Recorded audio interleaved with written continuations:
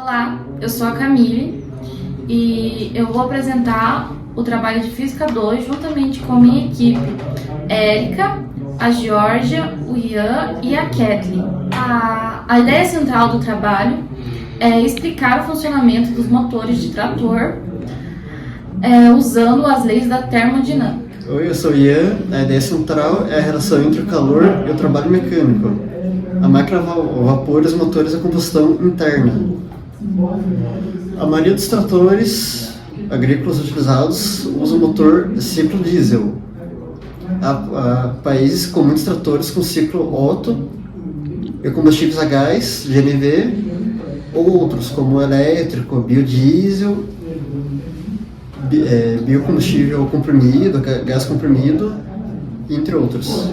Há tratores que usam GNC, que é gás natural comprimido, como a New Holland, e há tratores que usam biogás, como o Biobang, que é a John Deere que usa, que é basicamente combustível reutilizado, passa o processo de tratamento para ser utilizado.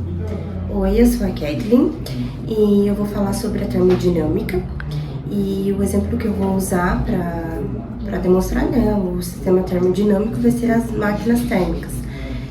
São todos os dispositivos que operam em ciclos termodinâmicos e que podem transformar parcialmente o calor em trabalho mecânico conforme a sua eficiência.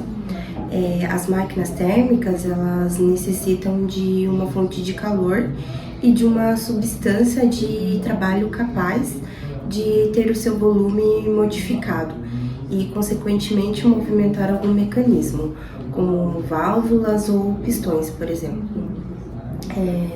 Os ciclos termodinâmicos, eles apresentam diferentes estados de volume, pressão e temperatura.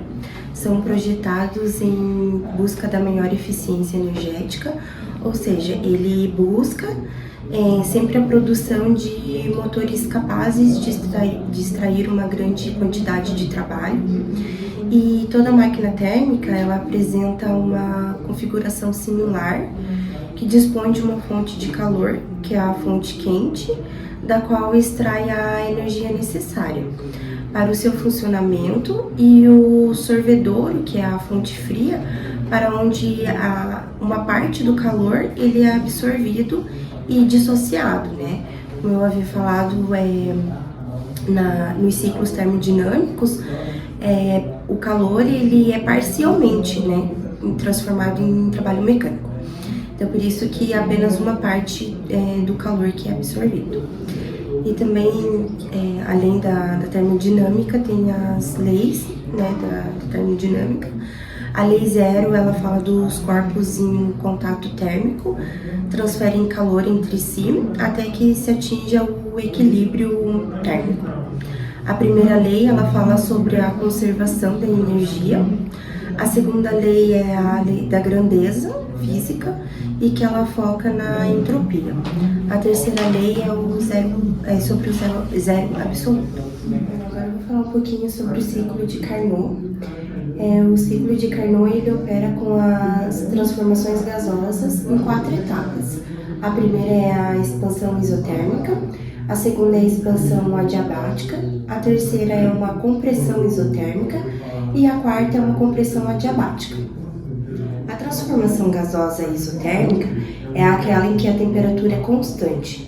A transformação gasosa adiabática é aquela em que não ocorrem trocas de calor com o ambiente. Carnot elaborou uma teoria que faz com que uma máquina ela opere entre 2 temperaturas. Com isso, obtém-se a maior eficiência possível de uma máquina térmica. O rendimento do ciclo de Carnot sempre será inferior a 100%, já que para isso ocorrer, todo o calor absorvido pela fonte quente deveria ser convertido em trabalho, o que não ocorre na prática. Oi, meu nome é Érica e hoje eu vou falar sobre ciclo diesel, que é um ciclo termodinâmico que se utiliza nos motores a diesel de 4 tempos, de combustão interna, para converter a energia química do combustível em trabalho mecânico. O ciclo a diesel consiste em 4 etapas principais: A primeira delas é a admissão, que durante essa etapa o pistão ele desce no cilindro, o que cria um vácuo parcial que permite a entrada de ar pelo interior do cilindro através da válvula de admissão. A segunda etapa seria então a da compressão, que depois de que o ar entra no cilindro, o pistão ele se move para cima, comprimindo o ar e que aumenta significativamente a temperatura e a pressão. Assim, à medida que o pistão ele se aproxima do ponto morto superior, a temperatura de ar é comprimida e acaba sendo alta o suficiente para acender o combustível a diesel sem a necessidade de uma ligação de ignição. A terceira etapa, então, ela vai consistir na combustão, que é quando o pistão ele está perto do ponto morto superior, o diesel pulverizado no cilindro é injetado devido a alta temperatura de ar comprimido, o que acaba provocando a combustão controlada, que gera a expansão rápida de gases e empurra o pistão para baixo. A quarta etapa vai ser então a do escape, que após a fase da combustão ter finalizado e o pistão ter sido empurrado para baixo, começa a parte do escape, que é quando a válvula do escape ela abre, permitindo a saída dos gases de escape gerados durante a combustão. Oi, eu sou a Georgia e eu vou estar falando um pouquinho sobre o ciclo Otto. Bom, o ciclo Otto é de combustão interna.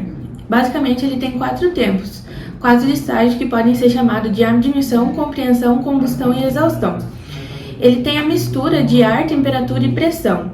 Ele é eficiente e produz uma grande potência significativa em questão do seu tamanho. Bom, ele tem ignição por centelha, contém energia elétrica, o seu início se dá com a combustão. A centelha, que é basicamente a faísca elétrica, é produzido por uma vela de ignição e o seu combustível é misturado com o ar fora da câmara de combustão.